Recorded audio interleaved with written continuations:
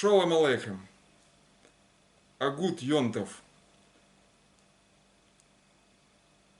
Ломер он хейбем дер фолгендикер лимит ин Yiddish Deutsch.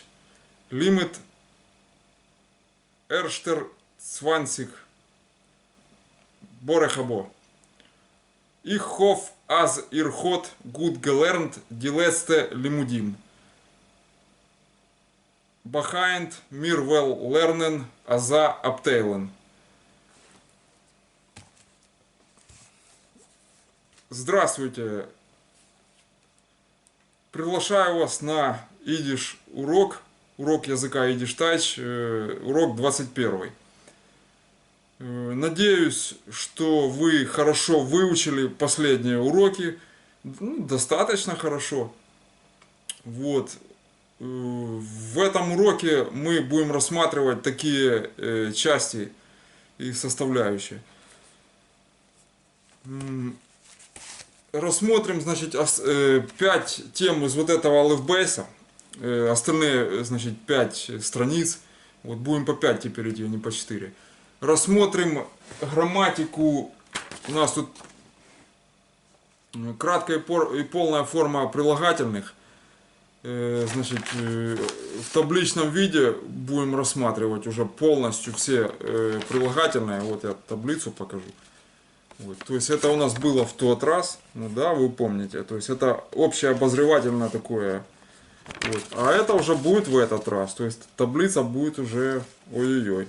Ну не пугайтесь, я тут все так расписал более или менее, вот, чтобы, так сказать, не отпугивать, а по крайней мере какой-то тест, и не какой-то, а хороший, это самое, вы сможете подготовиться, сдать, если вы на кафедре где-то в Бельгии или где поступаете. Вот. Но имейте в виду, что будучи русскоязычным, вам еще нужно будет знать тот язык, на котором эта кафедра обучается, а потом еще сдавать с того языка на идиш. Поэтому я говорил, что литвацкие и польские диалекты, чтобы их выучить, вам нужны учебники не с русского на идиш, а с польского на идиш и литовского на идиш. Вот в чем дело. Вот это уже проблемы. То есть вы должны знать литовский, это он должен быть языком матери. Потому что как английский вы его никогда не выучите. Он скорее может быть на финский похож. Это сложно. Вот. Это, чтобы сдать какие-то тесты. Ну там по ситуации. Я же не знаю, может быть отец у вас, допустим, литовец, вот, мать русская, и вы и тот знаете. Кто его знает? Что там получилось. Или давно жили в Литве, а сами по себе русские, и там поддерживаете по телефону. И давно в Литве живете, к примеру, или в Польше, в Варшаве. Вот, и знаете еще и польский хорошо. То есть вам сдать вот такие вот тесты будет не проблема на поступление. И эти таблицы для поступления. Вот, потому что говорить на идиш можно научиться только в среде идиш-шпрахов, идиш-говорящих.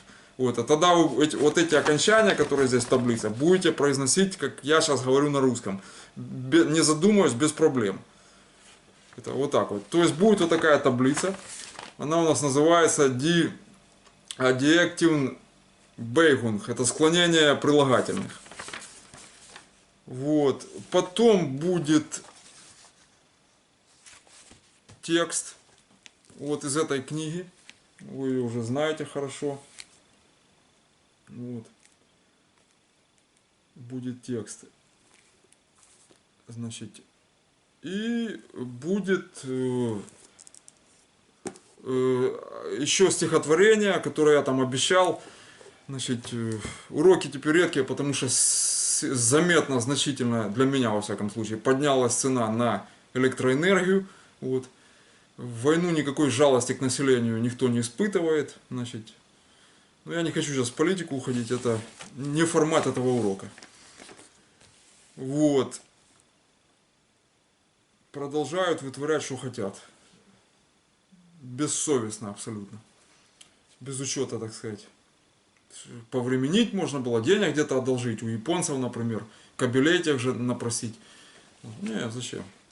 Пусть эти платят, они там. А мы из майбахов будем не вылезать. Ну ладно, это я уже ухожу. Так, значит, то есть вот это будет по прилагательным сосредоточиться просьба, потому что это будет типа существительных загружу. Вот. Потом что-то дам из разговорного, вероятно. Там может одесское какое-то что-то проскочит. Вот. И все, и будем заканчивать. Я не хочу песни никакие разбирать не будем, потому что нет у меня настроения. Это может отдельным уроком сделаем там. Я какую-то готовил, но уже потерял какую, забыл. Сильно большое расстояние между этими уроками проходит. Идиш тайч. Вот. Ну а с учетом новых цен на электроэнергию, я теперь не знаю вообще, когда выйдет следующий урок. Хоть в чем-то. Это магия там или идиш, или другое что-то. Я тот канал, наверное, вообще буду закрывать Фореста. Вот. Ну, долго не буду там ничего выкладывать, по крайней мере. Все, С Алс, Идиш Тайч, Ломерон Хейбум, Бора Хабо. Так, давайте будем снимать, значит, сразу, значит, всю картинку отдельно. Вот. То есть начнем мы с 60-й страницы. Я тут немножко намазал. Вот, 60-ка.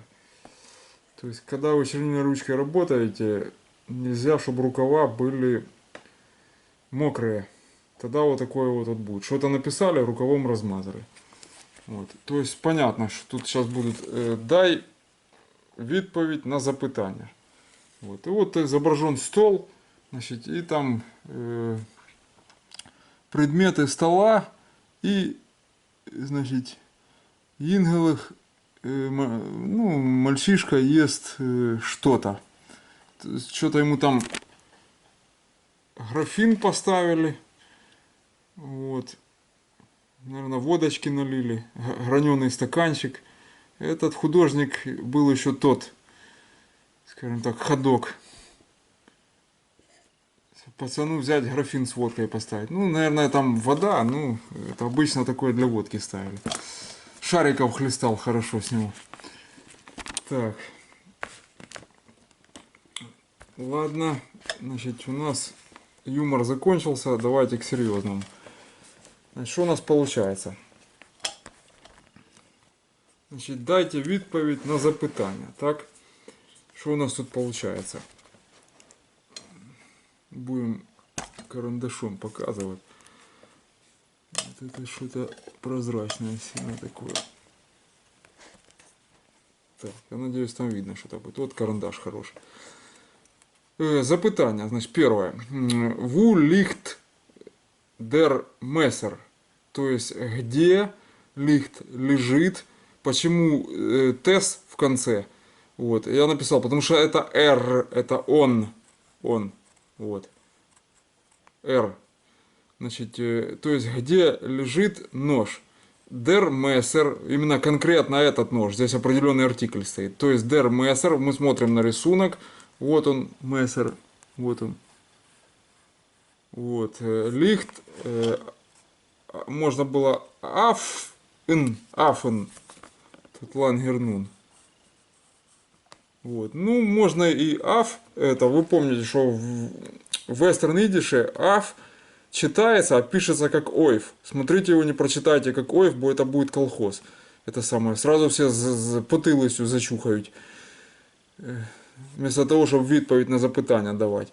Значит, то есть, можно написать так, но это будет биробиджанский вариант. Алеф, да, и, то есть, тут лангерфей получается. Вот. Алеф и лангерфей. Ну, это биробиджанский. Тут у нас афентиш, да.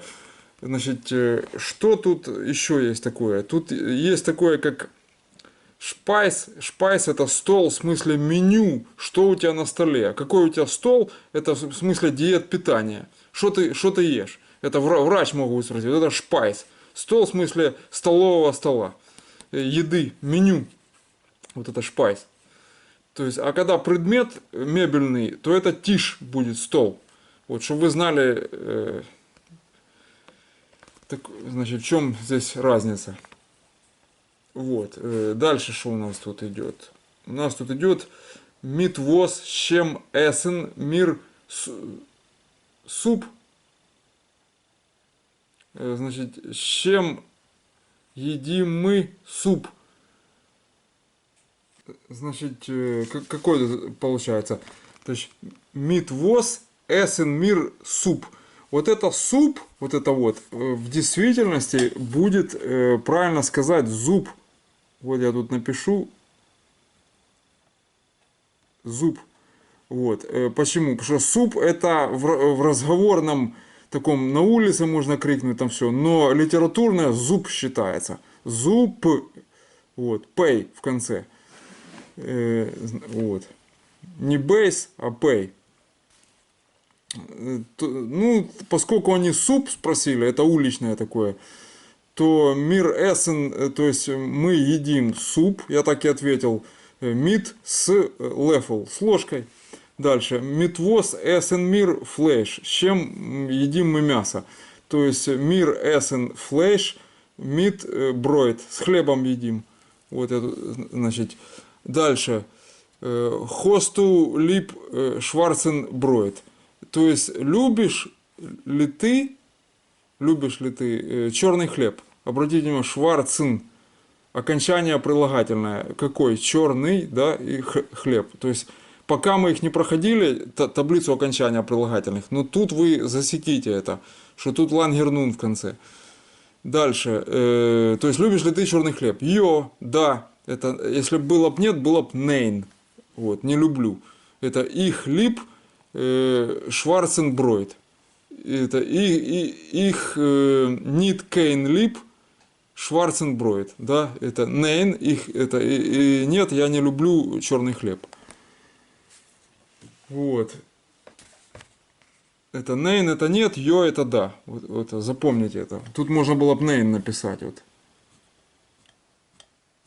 Нейн, запятая, и туда дальше. Вот. Так, значит, что здесь еще можно сказать? Значит, вот здесь вот есть такая поговорка, я ее тут немножко затер, называется «Нет, вы только послушайте». Это вот как «херт нор херт». «Херт, коме», запятая, да, «нор херт». Это «слушайте», это повелительное наклонение «вы», да, «нор» только, значит, «слушайте». Слушайте, только слушайте. Это и на нормальном языке нет, вы только послушайте. Это вот так вот это будет. То есть, чтобы вы представляли себе. Это, ну, это такое, можете его там запомнить. Это выражение. Это вам знать надо, идиш выражение. Вот. Дальше. Переходим к следующей странице. Следующая у нас 61. Вот. Что тут у нас изображено? Застолье, вот, семья ест, значит, за столом, что-то кто-то кому-то дает, вот, кто-то что-то ест, в общем, будем сейчас разбираться, кто чего, кто куда, чего и как у Филатова. Значит, смотрим,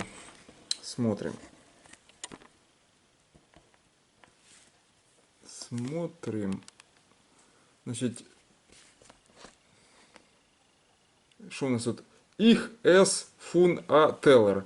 То есть я ем из тарелки. Точка. Пункт. Дальше. Хане. Это хана. Видно, это значит гибмир залс. Соль дает. Вот, кстати, видно, как она ему дает соль. Вот солонка в руке. Видите? Это значит от его имени идет разговор. От сына. Вот. То есть сестру Хане зовут. Дальше. Соль, кома, дальше. Битая, пожалуйста. Вот. Ну, тут надо сказать, вот, допустим, если бы это был битл, это было бы корыто. Это не жук, а корыто. Потому что в английском жук, да? Это самое. А, значит, если битлз, то это, ну, как, корыто какие-то, короче, вот такое вот. Ну, хорошо, что на идиш это не переводили. То есть, бита это пожалуйста. Ойс руфцейхен, восклицательный знак. Значит, смотрим. Тут я вам фразу написал. Мемех зайнен шварц абихобы магут харц.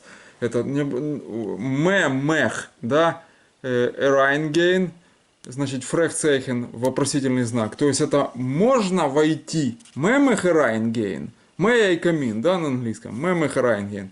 Вот. И дальше идет битте, пожалуйста. Ойс руфцейхен. Восклицательный знак. Это, ну, это такие фразы тоже, вам запоминать бы их. Вот. Короче, это, кстати, ну ладно, какая разница. По ходу обучения возникают они. Значит, дальше. Их гиб. Почему гиб? Потому что их я вот поставил. Потому что нет никакого окончания. И это, а тут, значит, дир гопл. То есть она дает, не она, я даю тебе вилку. Вот в чем дело. Их гибдир агопл. Дальше. Р гид мир. А теперь смотрите. Р. Помните, я вам показывал это, что тес в конце обусловлено R. Мы это проходили уже, окончание.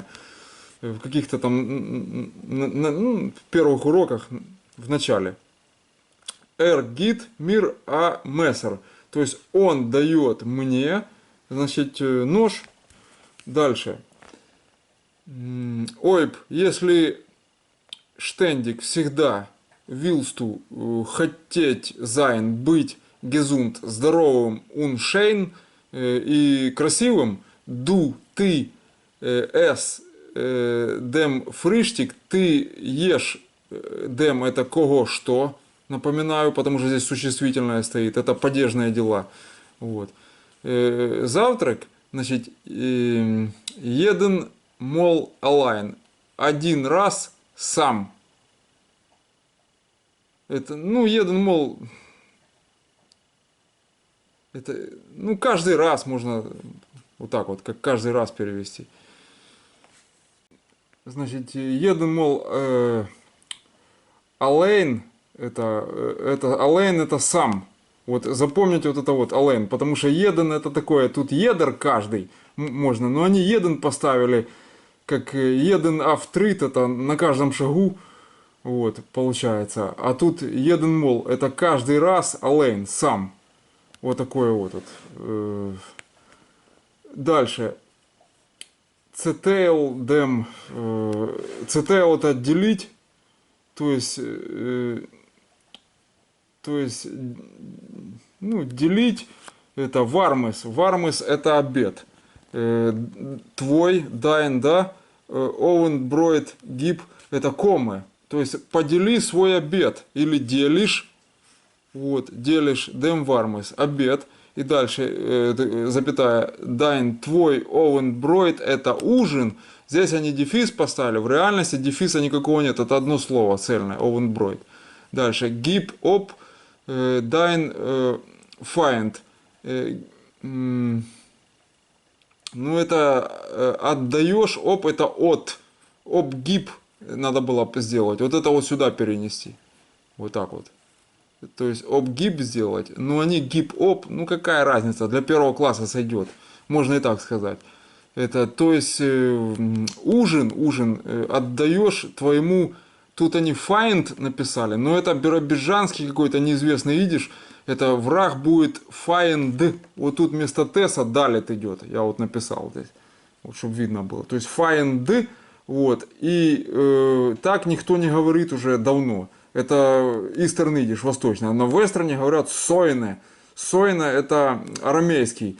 Вот. Син, значит, вов, нун, алеф. Ну, это сойним будет, да, сойне, сойним. Это множественное число, сойним.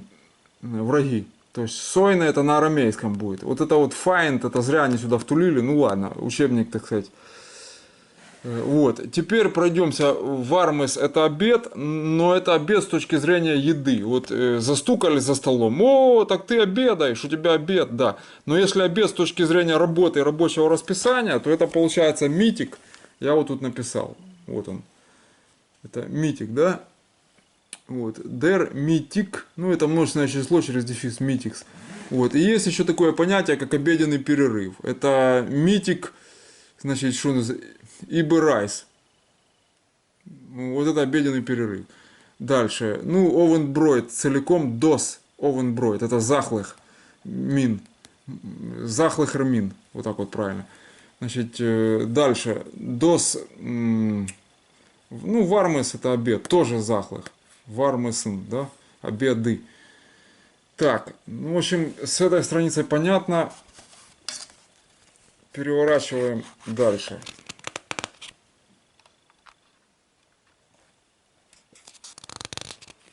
Переворачиваем дальше.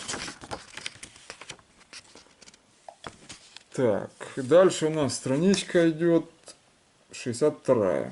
Хорошо, значит, у нас тут на картинках девочка кушает, да, что-то там, хлеб в руке, ложка, в тарелке что-то жидкое, как Карцев говорил, как в Одессе говорят. Это у вас пришел в столовую, говорит, вам что, официант подходит, он говорит, мне жидкого. Он ходил, пришел через минут 10, говорит, вы знаете, у нас такого нет. Вот. То это в Одессе, знаешь, жидкое это да, и первое блюдо. Что у тебя там горячее, что у тебя на первое. Вот. Значит, ну эти знают, что жидкое это суп, борщ там такое. Зуб это суп. Можно суп сказать, но это будет заколхозить. Значит, ну, в общем-то, он ест, видно, что у него там типа спагетти, что-то такое, лапша какая-то. Лапша будет локшин. Вот, это и в украинском так примерно. Значит, что тут такое? Закінчи речення, да, это закончи предложение. Вот. Кто не знает украинский, заодно и украинский подучите по этому учебнику. Значит, поехали. Я не хочу камеру двигать, приходится книжку дергать. А мы сейчас зумнем немножко. Вот так вот. О, хорошо. Значит, их S, то есть я ем, и дальше они многоточие поставили. Что он ест? Локшин, лапшу. Вот. У него в тарелке лапша. Дальше. Du est. Это ты ешь. Обратите внимание, окончание. Тес в конце, потому что du. Это, значит, и ир будет то же самое.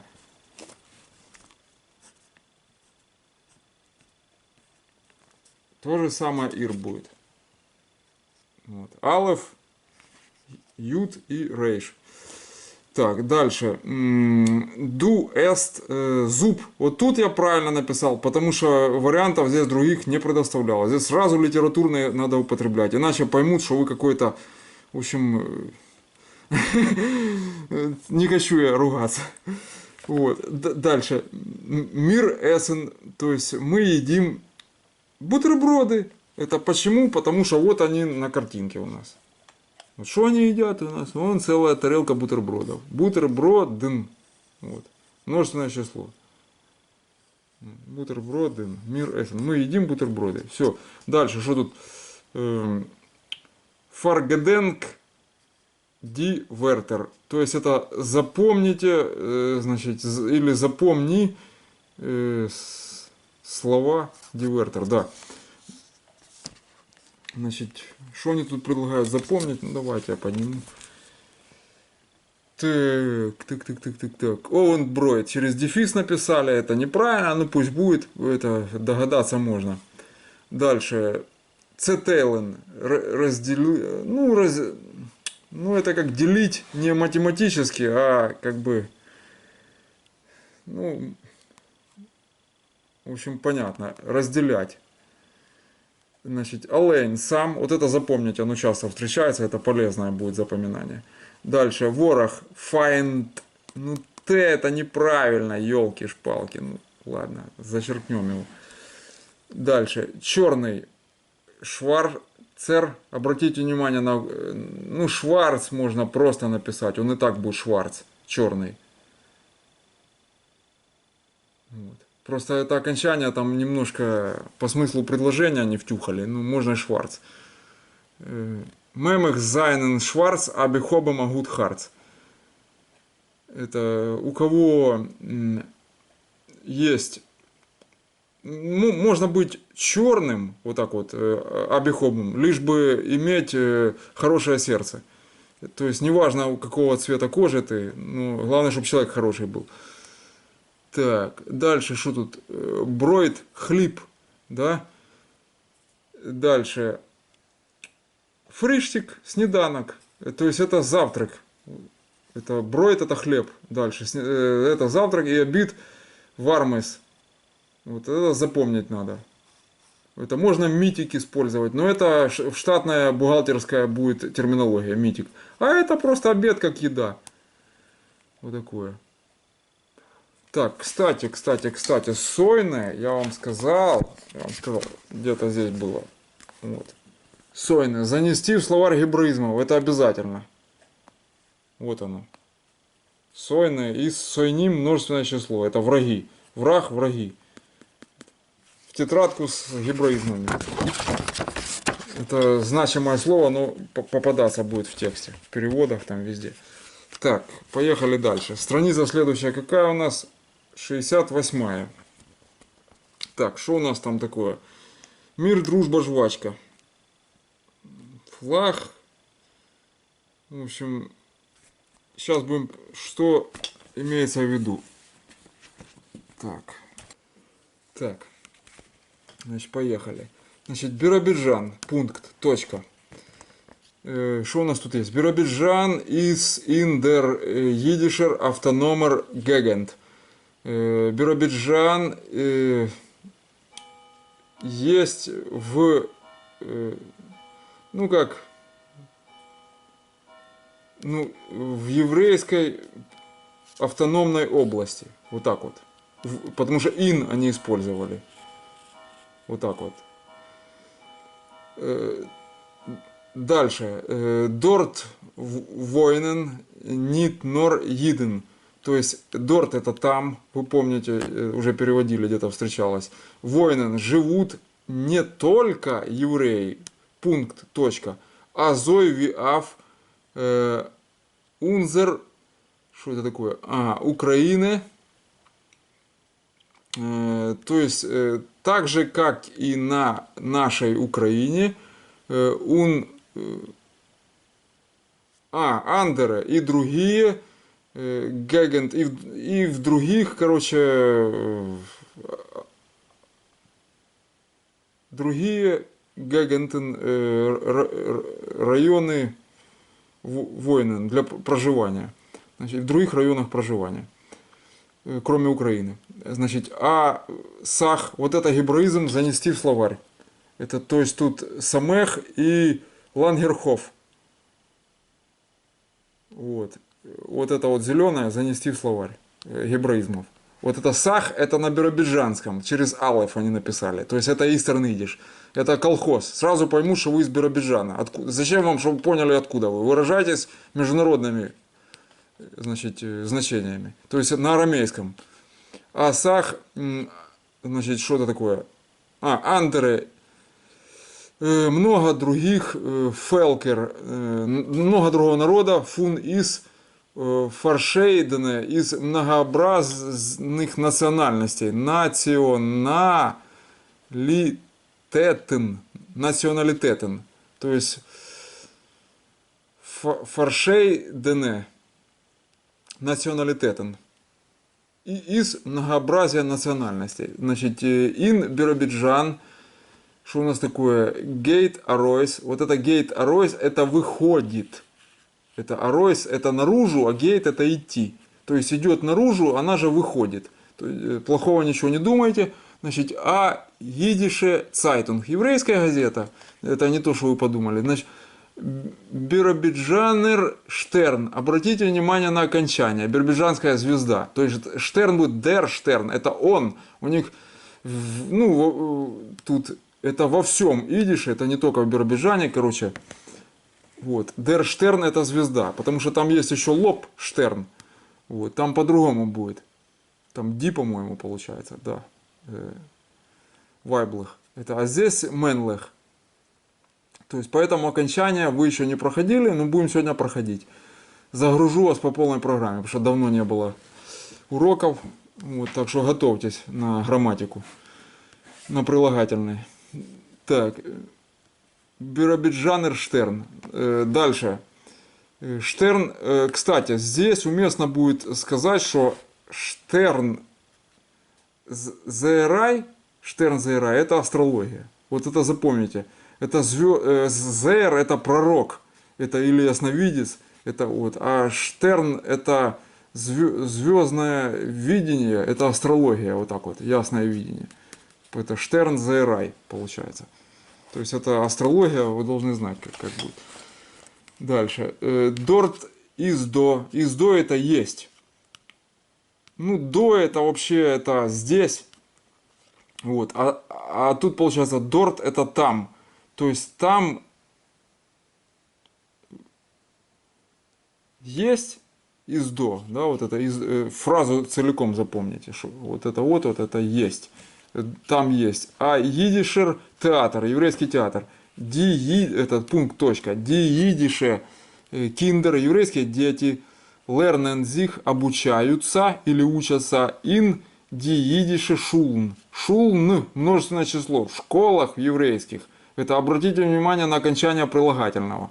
То есть множественное число существительное, оно стоит, значит, как бы перед, прилагательное перед существительным. Мы это будем проходить. Так, по Биробиджану все. То есть этим и ограничились. Так, идем дальше. Это последняя на сегодня страница. Тут надо на вопросики будет поотвечать, потому что дальше у нас тут свадьбы какие-то. Ицик, Хасан и Гехат.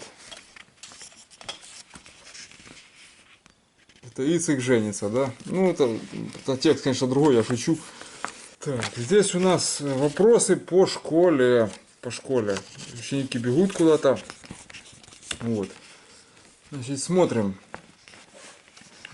Дай відповідь на запитання. То есть дай ответы на вопросы. Множественное число. Ответ.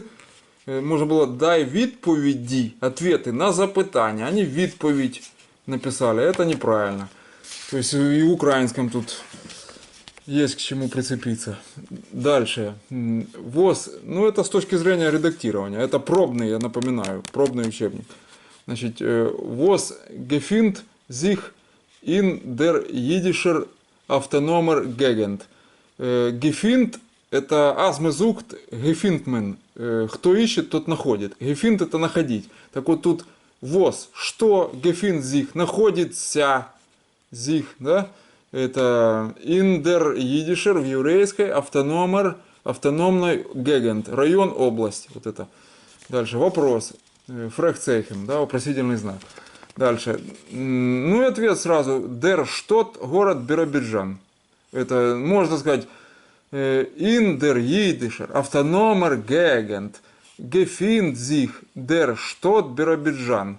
Это вот так вот, это полный ответ. А я сразу der Stadt Биробиджан. Все, чтобы это все не проговаривать. Вот, хотя иногда лучше и проговорить. Тут ерунду они написали. Следующий вопрос. Значит, воинен.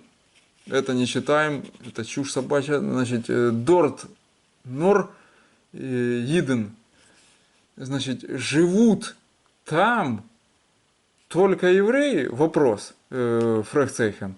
Это нейн. Я написал нет. Видите, нейн, вот. Нейн. Комы, запятая.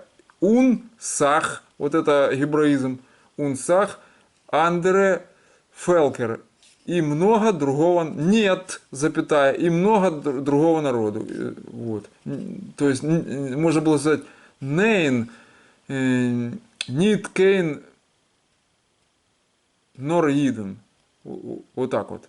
Или нит нор иден. Вот так вот. Значит, велхе. Ну, это какая едише, что это, цайтунг, газета. Вот смотрите, гейт дорт аройс. Переставили тут аройс, или гейт аройс, или аройс гейт, короче говоря, можно было. Но они гейт дорт аройс. То есть выходит там в. Вот так вот. Идет там в или выходит. Вот это вот намучено. Я вот это не люблю, когда начинают слова переставлять. Но это здесь это за норму, в общем-то. Удивляться не стоит. То есть какая газета выходит там? Ну, там Биробиджанская звезда, отвечаем, да? Дальше. Биробиджан Штерн. Потому что помню, что Дер Штерн это он звезда. Значит, будет Биробиджан Нер. Вот. Дальше. Из Дор до То есть там Аидишер театр. Йо, да, есть, значит, Дорт там из до. Ну, он там есть. Там он есть. Это, в общем, вот так вот. Да, есть. Вот так вот. Да, или да, там есть. Вот так вот даже. In welche Schulen, в каких школах lernen sich до jüdische Kinder. Значит, в каких школах обучаются там еврейские дети? Нет, до это здесь. Потому что Дорт это там. Это чего они написали? Да. Здесь они написали. Как вроде бы мы в Биробиджане. Ну хорошо, я не возражаю. Как спросили, так и ответим. Значит, in welche Schulen lernen sich до jüdische Kinder. Значит, ну, можно сказать, die jüdische Kinder lernen sich in die jüdische Schulen. Все, вот я написал. Значит, ну хватит, 64-я страница. Потому что дальше будет еще. С этим учебным алфбейсом на сегодня хватит.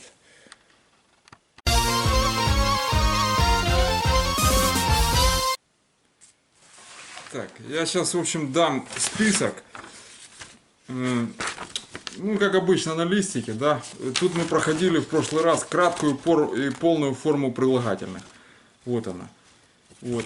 А теперь пойдет таблица. Но вы не пугайтесь, именно вот это последняя из таких сложных таблиц. Дальше сложные будут аж там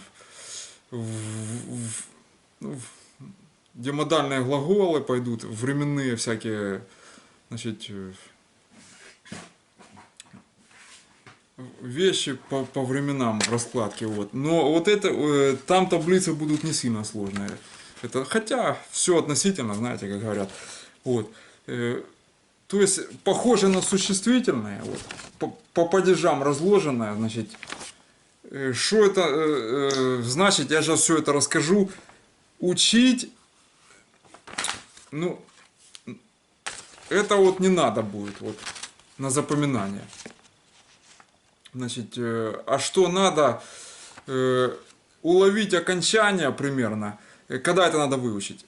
Это в том лишь случае, если потребуется вам, допустим, написать несколько строк какой-нибудь про бабушки там, или подруге, которая тоже знает идиш, учила его или учит, чтобы не быть профанкой и не делать ошибок каких-то там, ну, я знаю, классических, детских каких-то.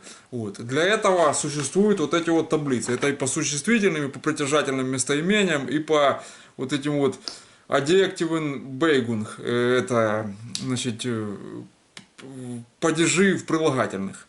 Это вот так вот это. Ну, Бейгфал падеж будет. Ну, Beigung это как склонение здесь больше идет, получается. Вот так вот. Это, то есть, на зубок, если способности есть, выучите. Вот. Но запоминать это вот именно, я бы не советовал, просто тут музыку надо уловить. Что зачем идет, вот я сейчас попытаюсь ее передать. Значит, да, это будет много, это будет сложно, но вы попробуйте уловить здесь суть основную. Вот. И потом, когда в тексте вы будете натыкаться, то при многократном сразу раз эту таблицу из этого видео и сравниваетесь. Понимаете, в книге вам ни Фалькович, ни Шапира Шульман, ни даже Сандлер в такой степени доходчивости они не подают. Таблицы какие-то у них там присутствуют, безусловно. Вот. Но именно чтобы так доходчиво, вряд ли. Тут просто собрано все, чтобы детям это объяснить. Это вот так вот. То есть, в общем, прелюдия понятна, запоминать или нет на зубок, это дело лично ваше, значит, получается, по желанию. Вот. Но как пользоваться, я сейчас расскажу. У вас должна быть вот такая вот таблица, распечатка, и если что, видео откройте в ютубе. Я их убирать не буду, несмотря на поднятие тарифов на электроэнергию, я уже собрался закрываться полностью, уходить с ютуба, в общем-то, делать какое-то видео такое, что все, я выдохся, ухожу, потому что мне нечем это оплачивать. Вот. Ну, я еще посмотрю, может быть, месячишко побрыкаюсь, вот, а потом буду делать видео исключительно по желанию и коротко, и все. Потому что компьютер отъедает много электроэнергии. А тарифы подняли в войну на электроэнергию. Вот, повод мне не важен. Вот, я здесь как пострадавшая сторона получаюсь. Вот, потому что я это все вынужден оплачивать. Очевидно, степень кандидата наук экономических не дает знаний, как не поднимать тарифы в войну. Вот. А я думал, что дает. Зачем было ее получать, спрашивается. Ну, это уже лирика. Так, давайте к нашим Цунзербейгелых, к нашим баранам. Значит, внимание, сейчас все сюда переключиться, сосредоточиться и понять, в чем здесь дело. Так, значит, что у нас тут есть? Смотрим на таблицу. Значит, конечно, это тех, кому нужен идиш, литературный и вестерн идиш классический, любой идиш, значит, кроме литвацкого и польского, потому что там в гласных отличия.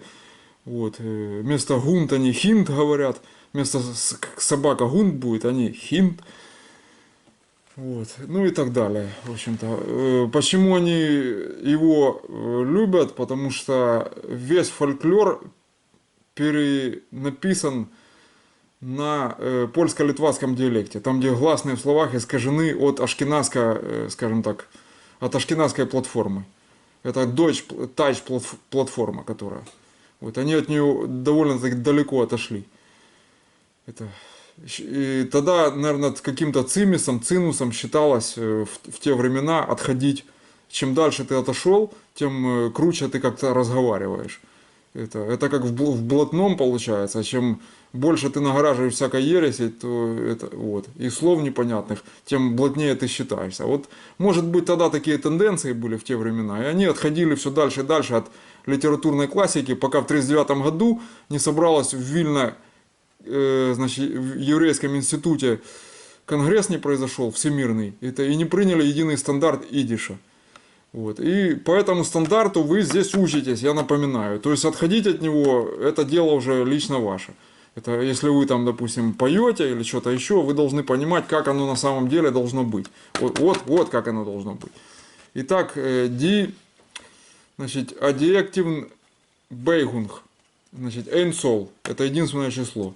Это склонение прилагательных. Склонение имеется в виду по падежам. То есть бейгфал, падеж, да, вот что мы тут, номинатив, аккузатив, ундатив и дательный.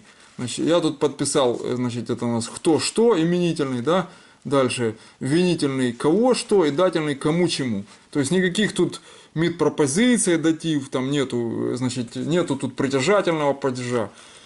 Вот. Ну, хотя тут будет уклон на притяжательный. Дальше. Значит, смотрим, что у нас тут. Менлехермин, мужской род.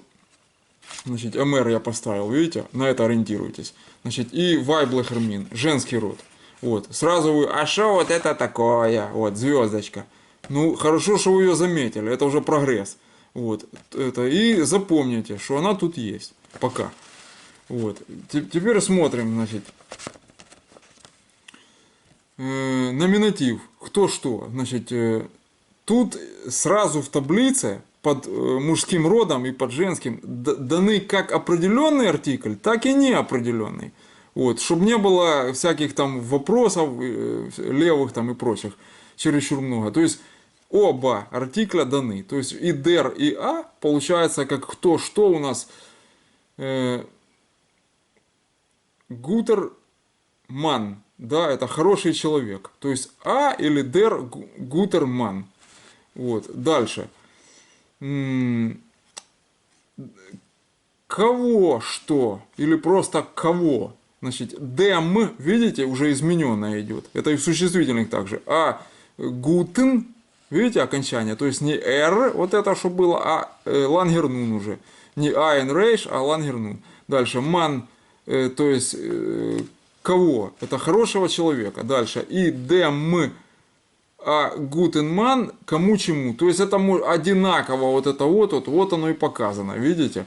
Вот я ввел красным что это одинаково. Но это красное идет, я вам потом объясню к чему.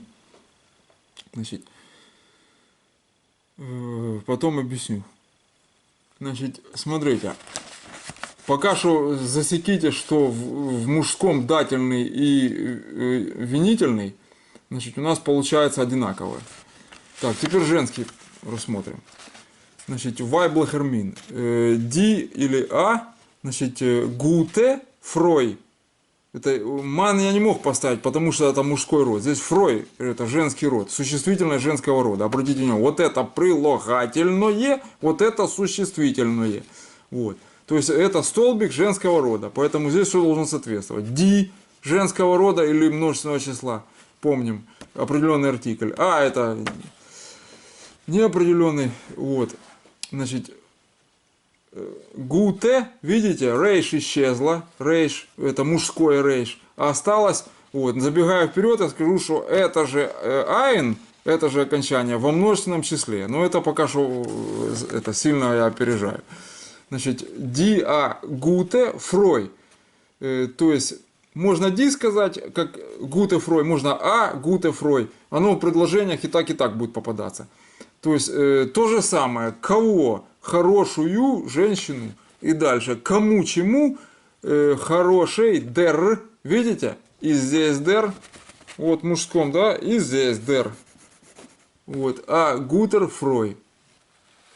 Вот.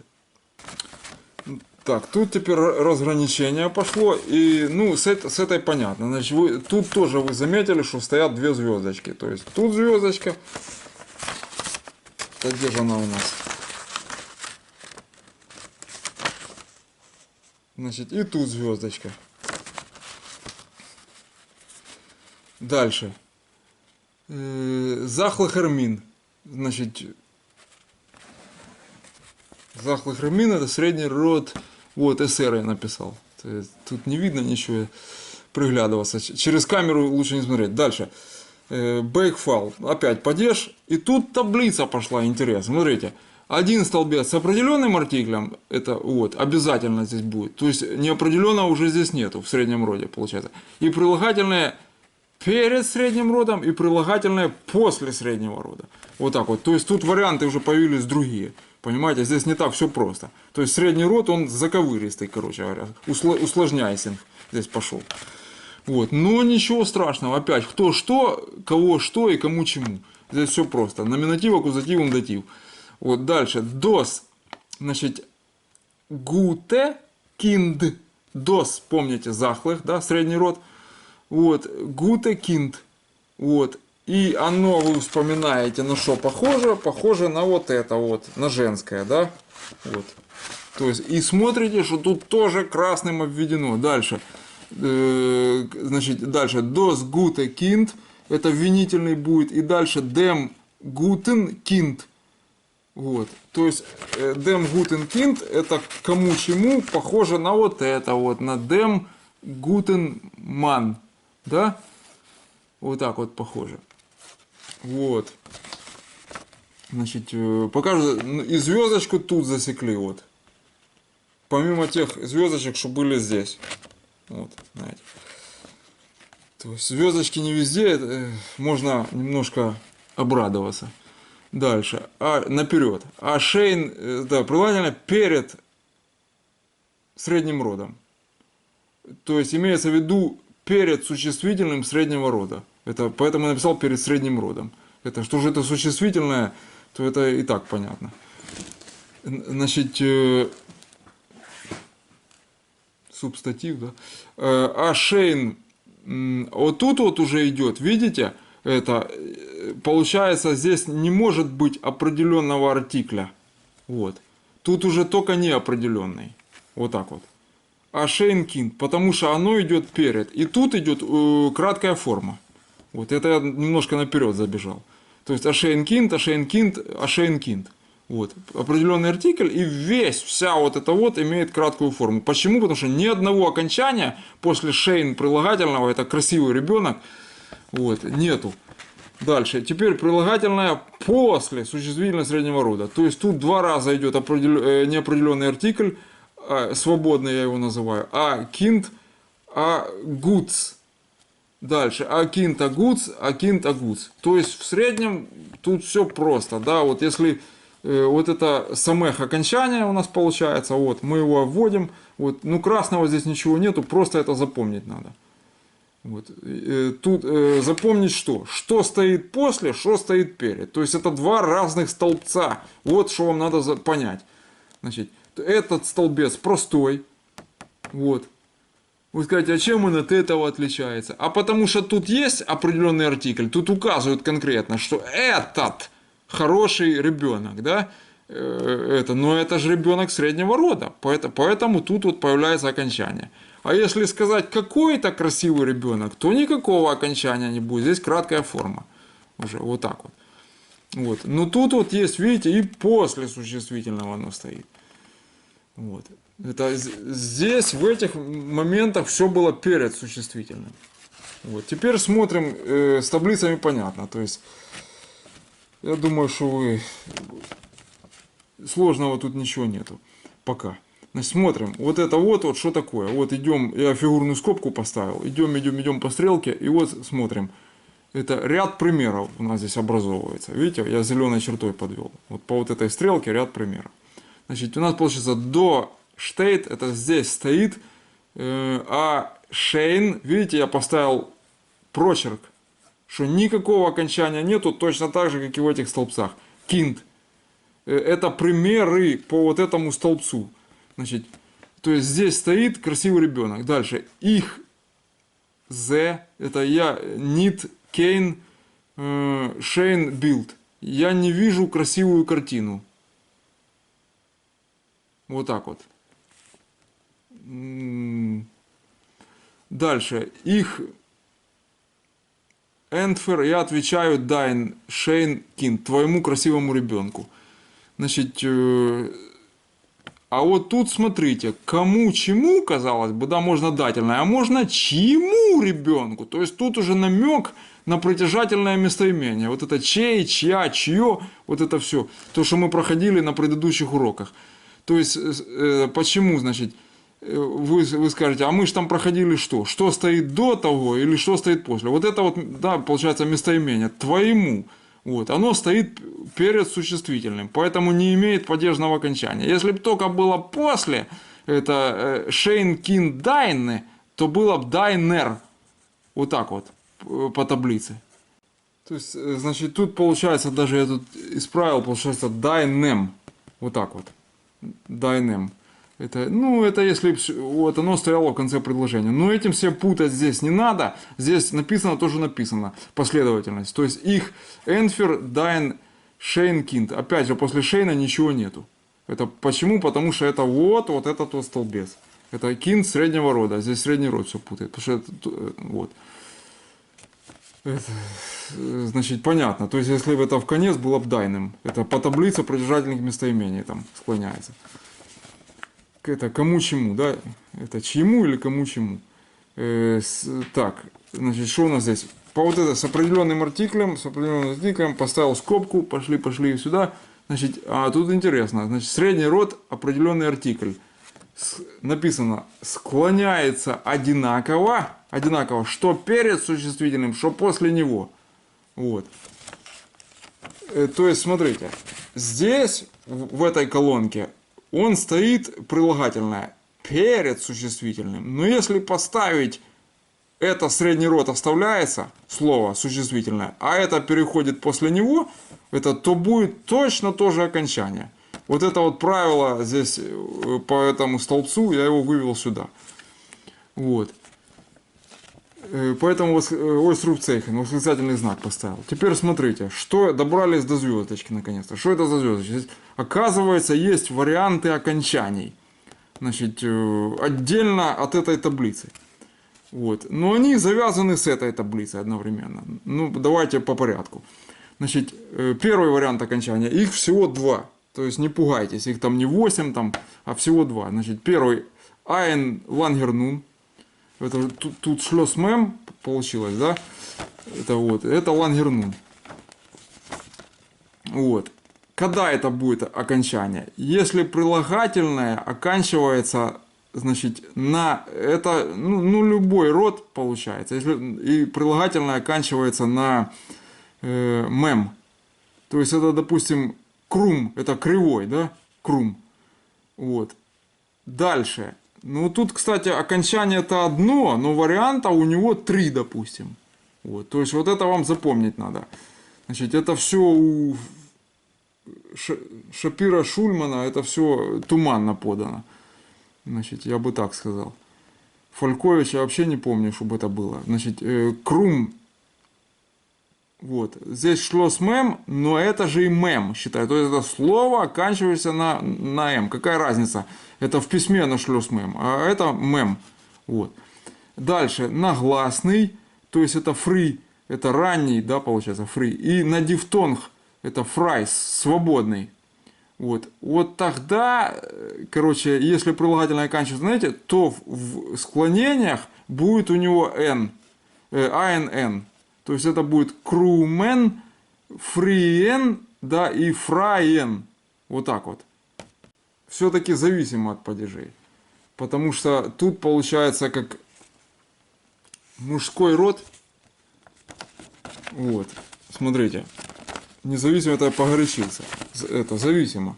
Здесь получается звездочка где стоит? В мужском роде, если это будет, так? И только в винительном и дательном, в аккузативе и дативе.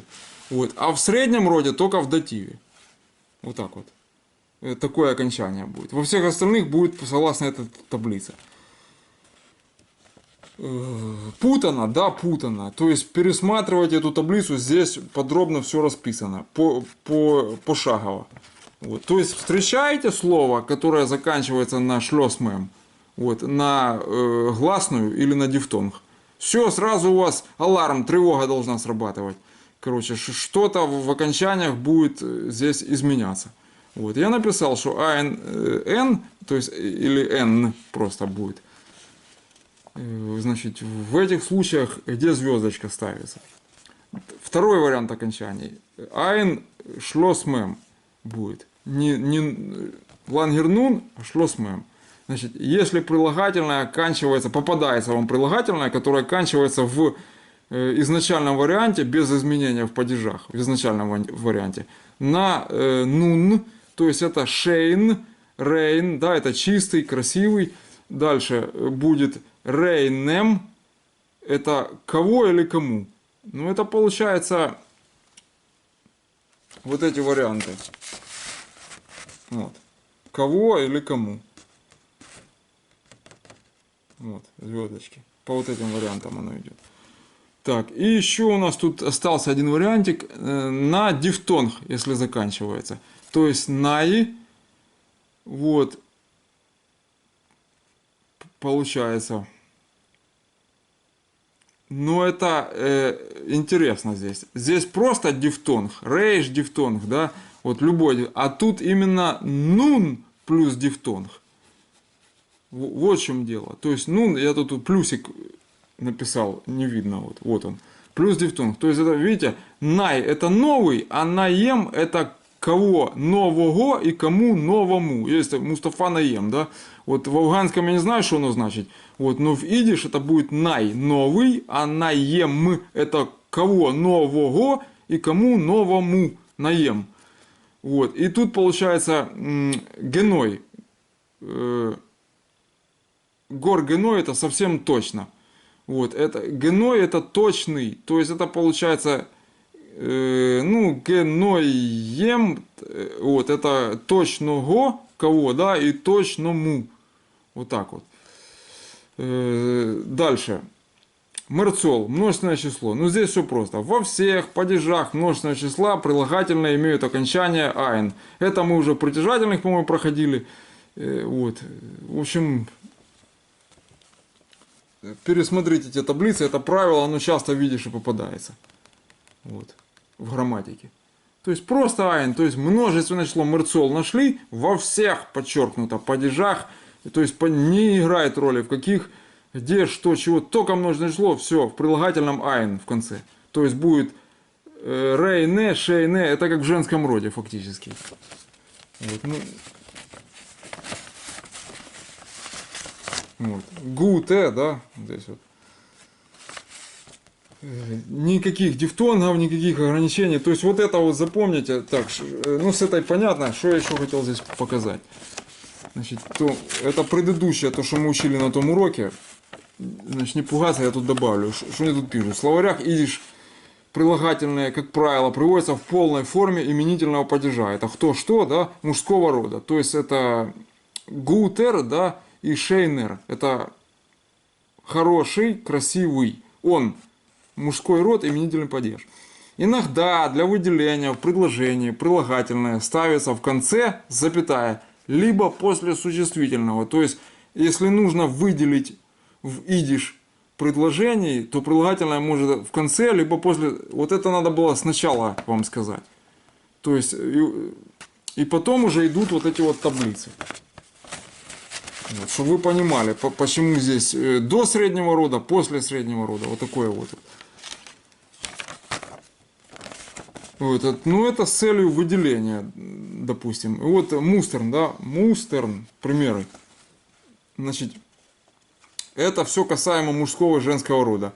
То есть, получается, что «Wo ist dein Tochter die Jüngere?»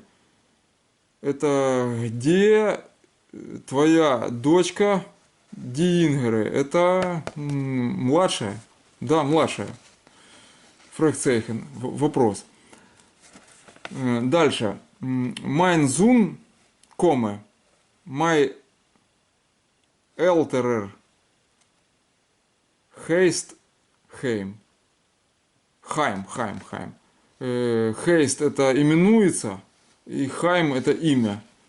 Это, то есть мой сын, мой старший зовется Хайм. Вот так вот.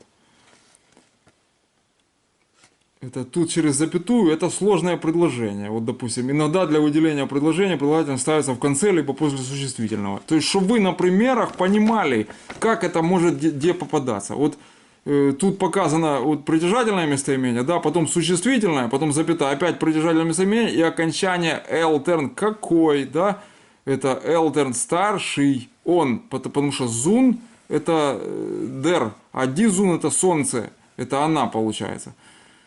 Вот. А дерзун это сын, напоминаю.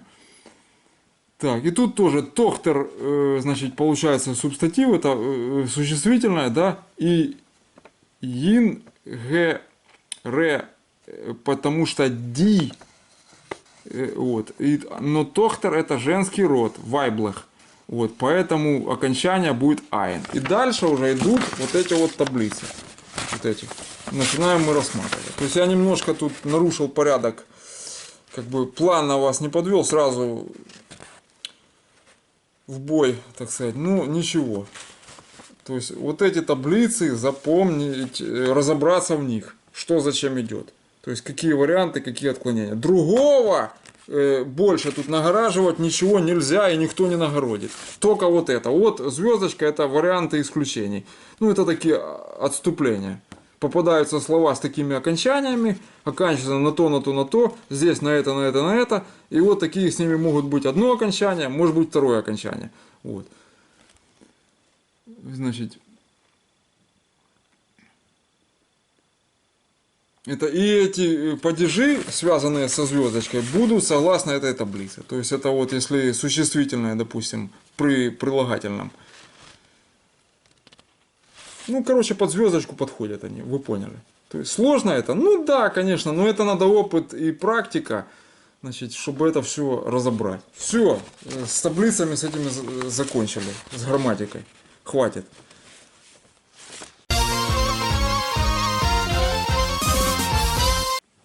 Значит, поскольку идиш не является мамелошин, но это язык матери, там, это поколение уже ушло, это скорее язык бабушки, это кому повезло и кому сейчас под полтинник. Ну, за 50 даже. Если бабушка у него говорила на идиш, это был, ну, даже, получается, бобы лошин, да, язык бабушки. Вот, это это тому повезло. А он не является мамой Лошин, видишь. Это его все изучают. Он язык крови, да. Вот. Получается, блуд это кровь. То есть это блуд Лошин, язык крови. Значит, и его изучают. Вот. То вот это вот дело, вот, оно годится. В чем трудность? В чем трудность, значит, будет? Если это не мама Лошин, не язык матери, вы с ним не слышали его на слуху в детстве и не говорили на нем хоть как-то. Вот украинский, допустим, я хоть как-то, но слышал с детства. И мультики у нас были при СССР, там, и газеты, там, Перес на украинском выходил, типа крокодила аналог, там, и другие, в общем, мы там выписывали. Там, по радиоточке много на украинском выходило, там Барвинки, там какие-то передачи, там, значит, разные были. Вот. Но дело не вот. Так вот, он у меня хоть как-то на слуху український. Тобто я не удивлюсь там в якихось там закінченнях, там, у словах там, чи на письмі десь. Я не здивуюся закінченням у цих словах. Вот. А вы будете удивляться, это, и, значит, поэтому вот эта сложность представляет, вот эти вот таблицы и по существительным, и по притяжательным, и по всему, что будет дальше. Значит, но я их расписываю максимально просто. Вот. Достаточно для чего? Достаточно для того, чтобы правильно, корректно написать письмо какой-нибудь подлюге, подружке какой-то, короче, или другу, как фрайнд, да, Тайр Фрайнд, да, дорогому другу, короче.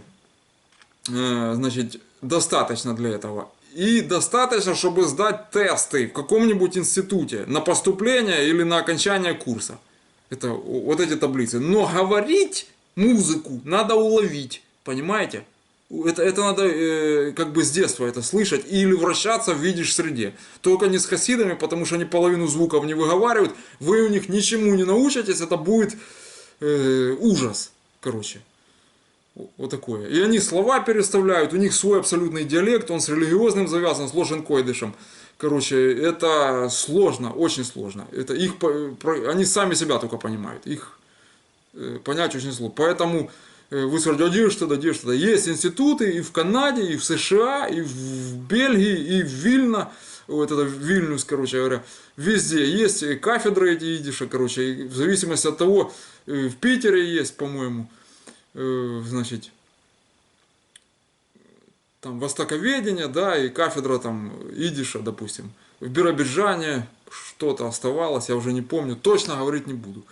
Вот. Но тем не менее, достаточно, чтобы по грамматической учебной части это использовать. Вот так вот. А говорить это будет сложно, потому что это не мама Лошин. Он не на языке у вас. Понимаете, вот эти окончания, как в русском, там красивый, там хороший, хорошая, вот это все, как мы говорим, автоматом. Мы не задумываемся, потому что понимаем, что если это оно пальто, да, то оно будет хорошее, а не хорошая пальта, там, потому что это пальто. Вот. А тут надо будет выучить. Все, я не хочу на этом демагогию, это сильно много времени. Сейчас переходим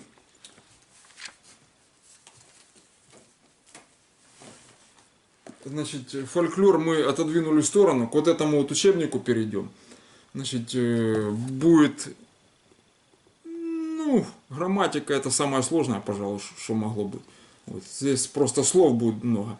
Берите, заводите тетради заводите и записывайте в словарь слова. Такие же самые, как вы завели на этот, на гебраизмы. Словарь вот этот обязательно вам надо иметь, чтобы записывать. От руки рукописными буквами, пишите, идешь, все как я показывал. Значит, переходим к вот этому. С грамматикой хватит.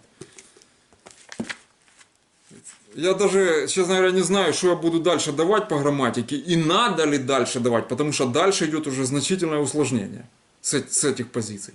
Понимаете, в чем дело? Вот. Ну, очевидно, что-то буду давать. Просто сейчас с этими подъемом тарифов на электроэнергию, когда это все выйдет, я не знаю. Это я от компьютера шарахаюсь просто, потому что он жрет. Он жрет конкретно. Там 6-амперный блок питания, ну я уже говорил. Так, все, переходим сюда. Лейнбух, да?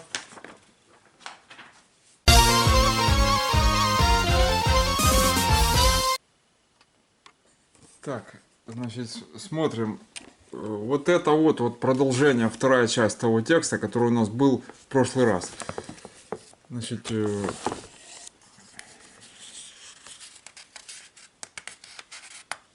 вот это вот текста, значит, на что я, как я растратил Фарбрах дер Зумер, лето, Виазой, да, их, как я растратил лето. То есть вот этого вот текста, они тут рубашку связали, чтобы сетку получить, я напоминаю. Значит, ну, в предыдущем уроке мы это переводили. Ну, как дети дурачились, там, бежали, в общем, летом. Вот. И тут это мы перевели только первую часть.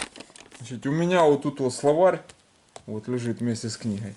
Это я буду показывать по ходу из него что-то. Значит, где, что нужно будет записать. Пока что вот так. Значит, вот так вот. Ну, давайте, значит, начнем там. Я надеюсь, видно будет. Значит, да. Он из Дройсен и на улице. Ага, вот это Лангернун. То есть он и в Индройсене, ну это на улице, из штил он руик. Это штиль, тишина, и руик это покой, спокойствие. Мэ херт нит кейн, вот опять нит кейн, отрицание, видите? То есть херт было уже у нас, значит, сегодня на уроке. Значит, ты только послушай, да, херт там нор херт, да, вы только послушайте. То есть тишина и покой, значит, мэ херт нит кейн писк. Не слышно вообще даже ни писка. Писк, видите, вот. Вот. Здесь там что-то видно. Так, чуть-чуть бы зумнуть. Вот так вот, наверное, надо. Не писка. Значит, дальше. Точка, пункт, даже. Афиле. Вот сейчас момент. Афила это гебраизм. Они вот тут, как обычно, написали, как слышится, так и пишется. Вот. Вы так идиш не выучите. Тогда будете знать только биробиджанскую газету читать, если они там еще не перешли на вестерн идиш. Вот. Поэтому открываем тетради с гебраизмами. Кто завел тетрадь, надо было завести, я говорил. Значит, и записываем этот гебраизм. Только не отсюда, вот, а вот отсюда записываем. Вот этот гибрид. Афиле. Вот, записываем. Даже. Вот перевод идет. Пока что только вот это записываем. Что тут там? Алеф, да. Фей, Ют, Лямет и Вов. Афиле. Вот. Вот так записывается. Значит,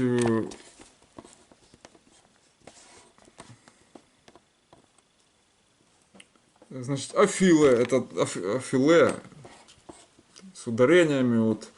Ну, не ошибетесь, никто вас не наругается, это не грамматика. Даже дижабы, жабы, воз хобом зих бис ахер гелост херн мидзейр, что-то никому здесь поставили, я бы ее не здесь поставил. То есть даже жабы, которые своим кваканием, значит, напоминающим кер, да, значит, и, значит, мидзер, и с их буль-буль-буль, зайнен аншлёфен геворн. Ну, это со своими керкер и вот этим со своими буль-буль уснули, короче. Аншлофен геворн. Вот. Дальше, что тут у нас? То есть, это даже лягушки или жабы, которые своим кваканием керкер и буль-буль давали себя услышать, уснули. Вот так это переводится. Дальше. Плуцлинг это внезапно хердзих а кол. Вот кол это гебраизм. Внезапно, значит, послышался голос, услышался. Вот, двоеточие тут. Ну, кол, он не так пишется, елки-палки. Все время мне надо Вот смотрите.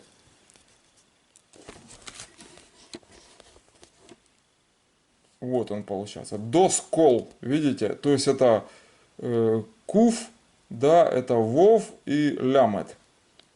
Вот. И получается там, значит, коллес, да, коллес, это диколес, это доскол и диколес, это голос, голоса. Вот так вот. То есть вот это в гебраизмы записать, доскол, это арамейский. Дальше. Что тут у нас?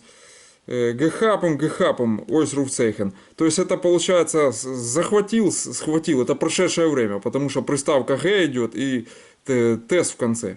Это мы еще не проходили. То есть если интересно будет, пишите, я сделаю уроки, дальше пойдем по грамматике, по временам, вы будете весь идиш знать. Вот, если это кому-то интересно. Я пока что не нашел, кому это интересно, поэтому мне проще, ссылаясь на повышенные тарифы по электроэнергии, закрыться, видео закрыть. Раз это 0 комментов, никому нафиг не надо, этот идиш, короче, в варианте тайч, это народно-разговорный, короче, потому что я даю и маты, и по матам, кстати, можно отдельный урок сделать, вот, кому это интересно. Вот. Ну, говорят, что некоторые начинают изучать иностранный язык с ругательств, чтобы понимать, как туристу, как тебя будут оскорблять, когда ты куда-то приедешь. Ну, на идиш какой смысл? Идишланда не состоялась, поэтому куда ехать? Понимаете, где тебя на нем будут оскорблять? То есть, по матам это, ну, оставим пока за скобками, вынесем за скобки. Если надо будет, я сделаю этот отдельный урок. Но там я вам скажу, что уши в трубочку будут сворачиваться. Это, вот. Они ругаются еще пакостнее, гадостнее, чем у нас в русском. То есть, я имею в виду те идишиды, которые были, когда эти маты ходили. Это в Одессе, там вот, тогда они ругались, это капец какой-то. Вот. Я когда начал это все разгребать, я понял, что мы еще тут просто со своим набором основных матов просто в сторонке курим тихо. Вот. Ну, неважно, значит, гехапом. Гегап. То есть это поймал. Дальше. Значит, так. Значит, доскол из гвен мит аза симхе. Ну, симха это праздник. То есть этот голос это случился, ну, как такой себе праздник. Унес. Голос был таким громким, что он нас, хейп, это поднимать, короче, гетон, вот это хейп гетон, это поднимать с места, то есть делать подъем. Вот, фун орт. Фун орт это с места, орт, руик орт, песня была там, что-то я помню. Кенмен глиглых зайн. Это может быть или не может человек счастливым. Это я забыл текст, ну примерно это, ну неважно, там орт это местечко, место, короче, или место. Короче, еще раз. Голос из Гвен был мид аза симхе, ну аза такой праздничный, ас что эс ход унс ахейпт гетон, что он нас поднял с места. Значит, ну радостный, праздничный, ну в данном случае праздничный. Так, ну давайте, значит, так, фун орт. Дальше. Але туен мирзих ворф, вот это комец, да? Але туен, это получается, все сделали, значит, ворфен, бросились. Ну и за ворот. Это только Шалом Алейхем мог такое написать. То есть, але туин мир зих. А ворф, то есть ворф зих здесь надо было написать, а он зих сюда вынес. Короче, то есть все бросились ун лос ароб цумбрех. Значит, ну это получается к берегу. Ароб вниз, кома, запятая. Значит, цудинае фишхапер, к новому рыбаку. Это, обратите внимание, фишхапер, Значит, это единственное число. То есть, вот так вот.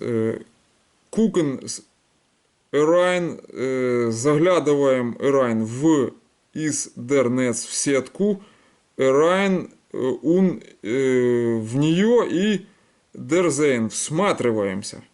Короче, как-то так здесь получается. Значит, ворфт зих, что там бросается или кидается в сети. Значит, арбл, это в рубашке там, да, фундем хемд,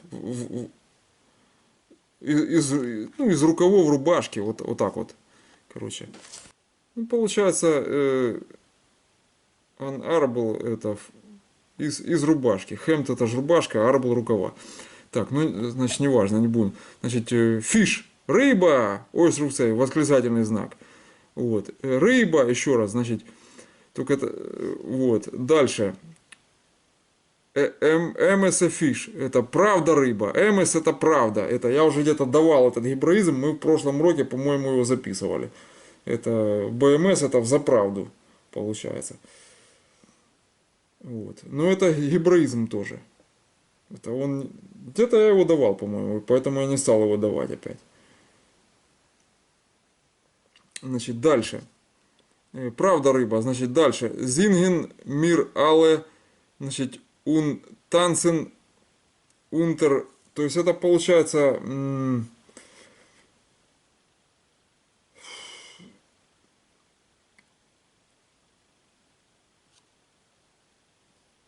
поем мы все и танцуем под это дело, под пение.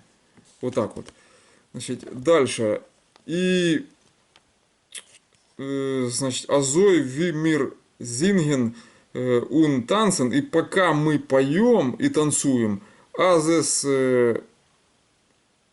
шпрингт, это оно прыгает, что-то там, нита ройс, фундернец из сети, или, значит, да, из сети, это глайх сразу или ровно, значит, на нас, агройсе жабе, это большая жаба из сети, пока мы поем и танцуем, на нас выпрыгивает. Мид, значит, цвей с двумя нарише глупыми. Обратите внимание, нарише множественное число прилагательное, окончание айн. В любом случае, с двумя глупыми вассер дик. Вассер это вода, а тут дике это водянистыми. Вот это те приставки, что я говорил, в таблицах надо давать. То есть это двумя водянистыми ойген, глазами, ойсрубцейхен, восклицательный знак. Так, прямо гросс, так, дальше. Унмир лозен зих але лойфен.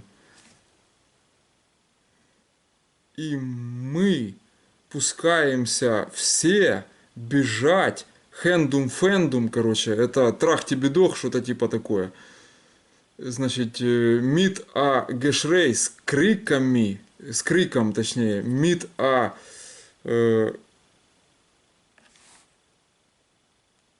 ну это же квичерай, с криками и визгами, короче, квичерай это визг. Дальше, гвалт, это, ну это понятно, что это караул, помогите, тут тире стоит, квичерай, да, гвалт, это караул, короче говоря, помогите. Дальше, ротевец, спасите, и ротевец, спасите. То есть они жабы испугались, она огромная, с большими глазами, короче, на них резко выпрыгнула. Вот. Ну это летнее приключение детей. Ну мы так при советской власти тоже так бегали, если бы нам лет по 9 было так.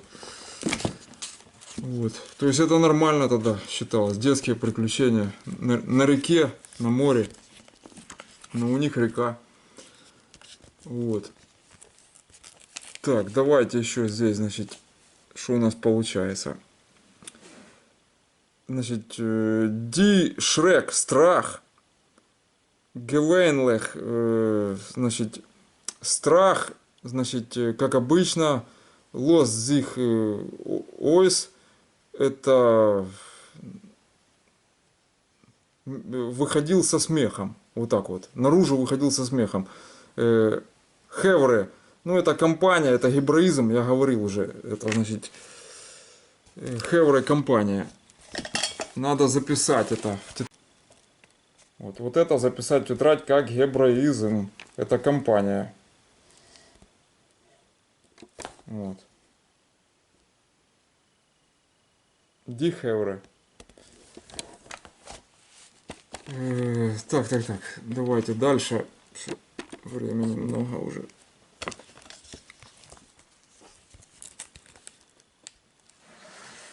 Выходил, значит, компашка или компания, значит, Верн Нох Фрейлахер становилось веселее, или стало веселее, становится веселее. Мы Валгерт зих ин замт, значит, валяемся в песке, мы качаемся зих ин блоте, это в грязи, вот, ин блоте, да, там ничего не видно получается, вот так, то есть это инзамт, значит, качаемся в грязи, мы плюскин зих ин тайх, в реке, точка, пункт.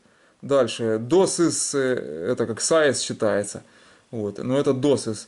Good, это хорошо, он без анэк, без конца, без брех, без края. Брех это берег или край. Вот, все. Значит, автор Шолом Алейхем. 16 страница. Так, теперь переходим, с этим понятно, значит, слова, какие я сказал здесь. Вот.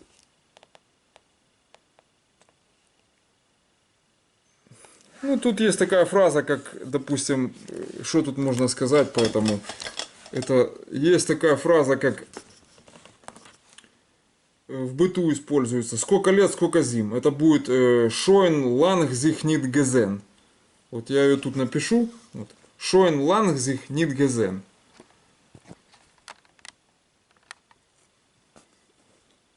Это сколько лет, сколько зим, да? Или сколько-нибудь денег. Это будет вифл нит, из гелд. Сколько-нибудь денег, вот, или сколько лет, сколько зим. Шоин Ланг Зих Нит Гезен. Так, ну, в общем-то, давайте к кукурузе перейдем.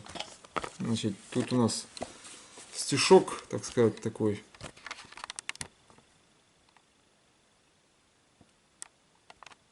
Вот. Кукуруза цветет. Что у нас получается? Давайте прочитаем его. Значит, сход, это досисход, да, получается Хайнд фун фелд, а фришер винт. Это свежий ветерок, значит, с полей. Вот. У нас.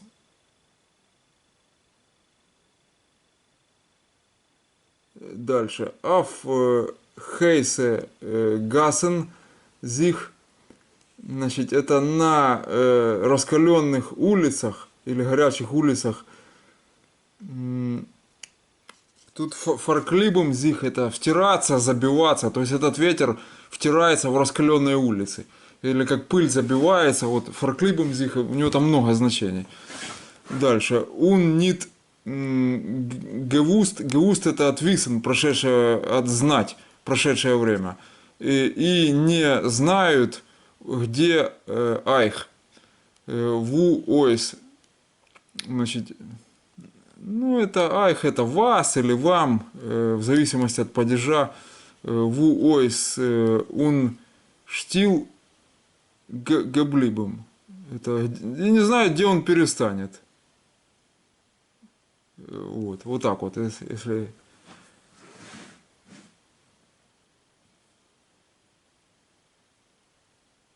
Ну, вы не знаете, и вам неизвестно, короче, где он перестанет дуть. Короче, что тут еще? Фун тунклен хойс без их аройс. Это уже рифма пошла. Фун тунклен хойс без их аройс. То есть это получается...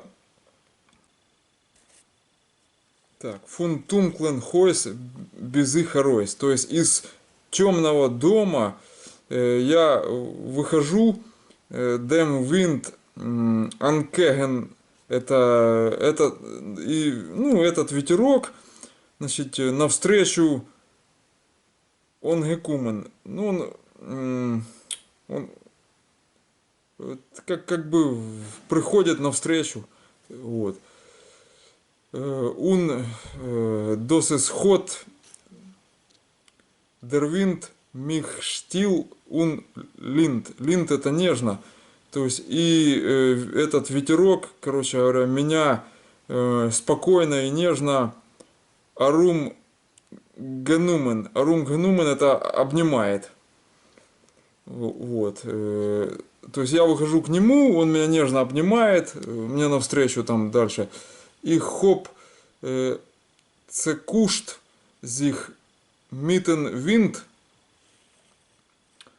То есть я целуюсь, ну, с этим ветром, значит, кушин это целоваться, хотя они говорят кишин в этом, в литвацком. Вот. Ну, у нас кушин получается. Это цикуш, это мы, в общем, мы целуемся. Он и без ворд, без бросаний. Ну, без слов все становится известно, короче.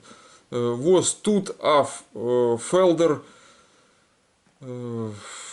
что делает на полях зих ацинт. Михацинт это сейчас. Это как ицт. Что сейчас делается на полях? Дальше. Дорт блит шойн корн. Ну, это там цветет уже кукуруза. Ну, то есть он начал с ветра, значит, издалека, что ветер вылетает, потом я во втором куплете выходит ему навстречу, значит, и с ним ласково нежно обнимаются, потом целуются в третьем куплете, значит, вот, и дальше по нему понятно, что делается на полях, там сейчас цветет кукуруза. И автор это, значит, Давид Хофштейн. Давид Хофштейн. Так, значит, ну вот тут картинка у нас, кукуруза, все, ветер в поле, значит. Ну и тут вопрос в вопроснике под рисунком. То есть, что у нас тут получается? Велхе, керн, культурн, велхе, это какую агрокультуру, значит, waste ир, знаете вы, запятая, хуц, да, это ахуц, это гебраизм, это кроме, это корна, кроме кукурузы. Вот. Мы, какую агрокультуру знаете вы, кроме кукурузы? Мы никакую не знаем, поэтому отвечать я на этот вопрос не буду. Там, ну что, каршелах сказать, каршин, это вишни, да, это самое, перечислить там фрукты. Вот. Это не агрокультура, это какие-то плодовые там и прочее. Поскольку мы еще не прошли туда дальше, то будет агрокультуры попадаться, будем их изучать. Вот.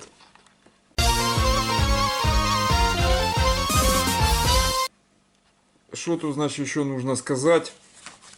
Я бы хотел здесь по поводу всяких жаргонизмов и выражений остановиться вот на таком вопросе. Значит, так, я думаю, видно будет. Значит, смотрите, в Одессе есть такое слово «мансы». Вот. Это и есть такое слово, как «зохенвей». Вот. У Розенбаума. «Азохенвей, шалом алейхем, крейцмен». Вот, песня у него есть. А Соня, зажги мне пламень бейцы, да, и что-то там. В общем, давайте разберемся, что это за выражение, как его правильно говорить. Вот. Ну, понятно, что в Одессе говорят неправильно. Там говорят на одесском языке. Он синтезировался из греческого, грузинского, цыганского, молдавского, украинского и точка на этом. Вот. А произносят все это на русском. Понимаете? Вот этот синтез произносят на русском. Короче, в том-то и хохма. В том-то и хохма. Значит, смотрите. Было выражение. Это выражение у еврейской диаспоры, которая жила там до революции, короче, огромная. Вот, в Одессе, значит, там были и нищие евреи, и средние, и богатые. Вот, раввины относились к средним, как правило. Вот. Богатые были во власти в городничих, в городовых, там, в муниципалитете, короче, в промышленных мануфактурах, в добыче рыбой, рыбной ловле там, и прочем. Значит, вот. И все это дело замешивалось на общем языке, на идише, на идиш замешивалось. Вот. А ивритом пользовались раввины для проповедей и чтения в синагоге Торы. Это лошен койдыш, святой язык, его нельзя было опускать на уровень бытового, жаргонного, уличного болтовни, разговоров, шуток и ругательств. Категорически. Иврит нельзя было. Вот. Это только язык Торы и священных писаний, пятикнижия там и прочего. Значит, короче, вот. А в быту пользовались только идишем. Но он включал и арамейские словечки. То есть там с иврита что-то проскакивало. Не точно с иврита. Там ошибки были в окончаниях и в гласных не совпадают. Арамейские никогда. В идише точный арамейский, в иврите нет. Он уже на арабский это смахивает, иврит. Вот. Но дело здесь не в этом. Я вам описал ту обстановку, которая была, когда эта фраза ходила. Так вот, кто-то в синагоге, или раввины, или кто, говорил в частых выражениях тогда, вот, говорил, значит, зохт, это он говорит, он, это, или вы говорите, да, повелительное наклонение. Ас, что, ох, унвей. Это или если охунвей, ну вот такое вот, это или как охунвей. Короче, ох, ун и вей это плач, вейн это плакать, вейн он трерн, да, это тумбалалайка, там, это плакать без слез. Это вот, что вы знали, восклицательный знак. Восклицательный значит повелительное, то есть говорите вы, что ох, ун, увей. Это, о, раввин вышел, значит, Азохунвей, Азохунвей, и головой качает стоит. Вот это вот. Что сделали в Одессе? Ну, они же там специалисты, короче. Ну, я говорю они, потому что я там сам наполовину, короче, по матери. Одессит это самое. Значит, оттуда. Вот. То есть, они взяли, вот это все выкинули и оставили вместо зох, они зох говорят, и вместо уна н говорят. И оставили зохенвей у них, зохенвей. Вот, хотя в реальности те, кто еще застал идиш и что-то припоминают, это старые, они зохунвей говорят. Зохунвей. Вот так вот, зохунвей. Короче, ну, по улице у них сейчас современные, они уже перекрутили на зохенвей. Вот так вот. Хотя никакого зохена нету. Есть зохунвей. То есть это ты говори, значит, и плачь. Вот так вот. Это, и они вот этим х как ох включили. Понимаете? Это, то есть вот это ох у них перекочевало сюда, и это аз осталось. То есть смешали все полностью. Одной фразой все это сказали. Это, но эта фраза, когда печаль, жаль какая-то, жалоба, короче, вай, вот это вот такое, ой, это зохунвей, это вот такое. Значит, смотрите дальше. Значит, у них есть слово мансы в Одессе, мансы. Это я, чтобы вот эти кривотолки не ходили, сразу вот это разберу, потому что мне это... короче, вилами по воде, вот это, что там в интернете преподносят, это никуда не годится. Значит, смотрите. Где тут у нас? Ага, вот, чтобы вам же тоже видно было. Смотрите, в Кабале есть такая фраза, на идиш написанная, значит, Майсе Берейшес, это Берейшес, сотворение мира. Это вот так вот, может, видней будет. Вот так вот, да? Майсе Берейшес. Вот, я написал транскрипцию. Майсе Берейшес, сотворение мира. Это Лошенко, это арамейский, короче говоря, фактически. Вот. Вот оно записывается исключительно на арамейском. Вот. Ну, можно вот так вот еще, если уже древность соблюдать, то вот это сюда поставить дагешек. Вот. В центр, чтобы бейс уже точный был. Вот. А теперь смотрите. Значит, вы спросите, ну понятно, Берешес это там мира, вот, значит, сотворение, что здесь что? Так вот, смотрите. Ди майсе, вот как оно пишется. Вот это син, это мем, айн, син и хей. Значит, ди майсе. Это вайблех женского рода сказка. Она же идет как история, и она же повесть идет. Можно тут повесть дописать. Повесть. Вот. Но, если я упоминал словарь матерных слов, ругательных, это еще женский половой орган. Не будем называть какой. Пи-пи-пи, пи-пи-пи, и дальше все понятно. Запикали, короче. Вот. Это не формат видео, чтобы я тут выражался. Это будем в магии там поливать все. А здесь аккуратно. Значит, хотя если будет по матам, то я там уже начну выражаться, конечно. Потому что это сказать надо своими, так как оно называется. Вот. Значит, теперь, смотрите, ди майсес. Обратите внимание на окончание. Я зеленым здесь показал. Вот. Было, стало. Да, это множественное число от ска, значит, сказки. Вот, значит, что это такое? Это у нас сказки, истории, множественное число. И дальше дело, факт, оно еще переводится, явление, дела, факты, явления. Значит, наподобие и как будто, как будто, наподобие. Вот. У него много значений, понимаете, и мат ругательный, короче, и сказка, повесть, значит, и вот это дело, факт, явление, а потом наподобие, как будто. То есть у него полно. Вот. И когда Шуфутинский спел «Белла, не ломайся, не рассказывай мне майсы». Он спел майсы, то есть это димайсес. Он вот это спел. Он правильно в идиш вариации спел. Это, то есть это полностью фактически с соблюдением. Там, ну, майсы, майсес, какая разница. Вот. А в Одессе говорят мансы. Мансы это закидоны в первом значении. Нафиг мне твои мансы. Это вот, когда ругаются, там так говорят. Значит, вот. И еще, ой, там, не говори мне свои мансы. То есть не вливай мне в уши свое дерьмо, короче, из своей головы в мою. То есть мне твои мансы, вот эти вот россказни, фуфло словесное, понос этот, не нужен. То есть это в любом случае что-то такое нехорошее, это самое. Вот такое. Ну, его говорят как хорошее, там не поймешь. В общем, они все это упростили, чтобы не выражаться здесь. В моем доме не выражаться. Это как Шариков кричал. Вот у них свой язык, там, понимаете, это синтез нескольких языков, в основе которых идиш лежит.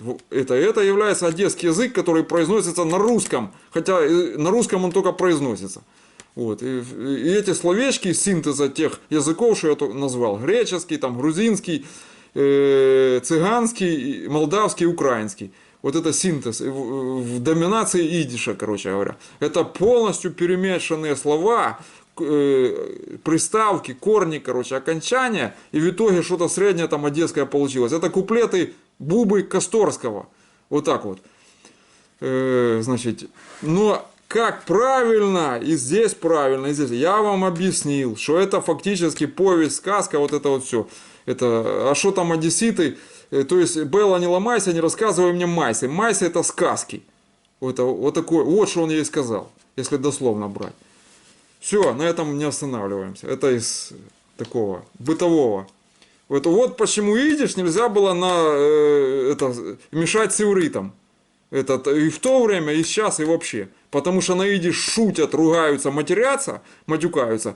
Это самое, женятся и разводятся, справляют свадьбы и дни рождения, разводы и поминки. Это самое. А на иврите вы только как говорится, ну там и матов нет, там на арабском маты только участвуют, и все.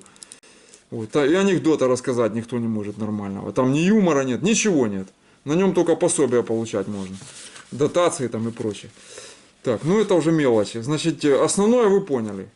Здесь Азохенвей, вот, а здесь Майсы. Все.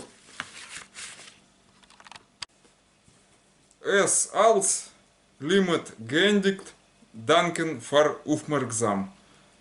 А gute Nacht, auf Wiedersehen. Все, до следующего урока.